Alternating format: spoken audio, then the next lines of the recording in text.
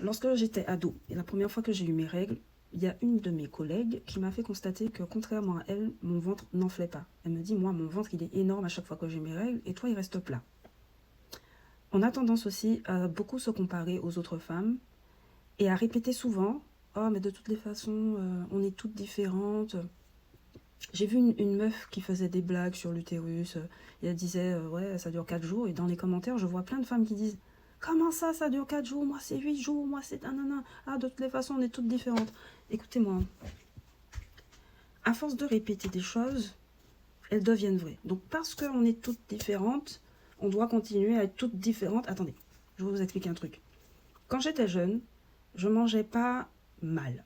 J'essayais en tout cas. C'était intuitif. C'est pas parce que seulement mes parents m'ont élevé comme ça. Il y a des aliments qui ne m'attiraient pas. Les trucs super gras, au final, des trucs super sucrés. J'aimais pas la viande. J'aimais pas la viande. J'écoutais mon corps. Et quand j'ai commencé à bosser, j'ai commencé à manger mal. J'ai commencé à, voilà, bon, bien sûr, avoir du stress, un autre genre de stress, etc. J'ai commencé à avoir des douleurs de règles. Avant, je ne savais pas. J'avais pas de douleur, je ne savais pas quand ça arrivait, etc. À un moment, c'est devenu irrégulier.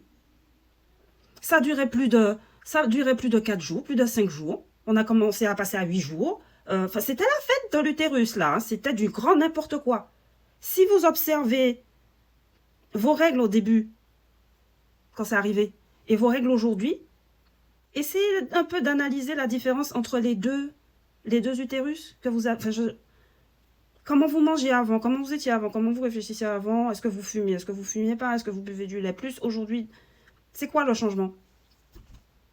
Parce que quand j'ai arrêté ces conneries-là, quand j'ai recommencé à manger correctement avant, j'ai plus ce genre de problème. Hein.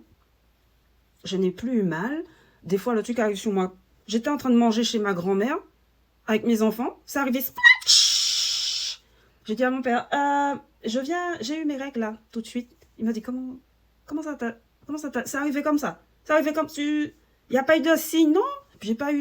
J'ai rien, je savais, je connaissais la date, parce que c'est très régulier maintenant, ça tombe toujours quand ça dit que ça va tomber, mais je n'ai pas senti, j'ai pas eu mal, alors que j'ai eu cette période où 2-3 jours avant, ça fait mal, ou bien une semaine avant, t'as envie de bouffer, t'as envie de manger ta mère, mais ta mère sucrée, quoi.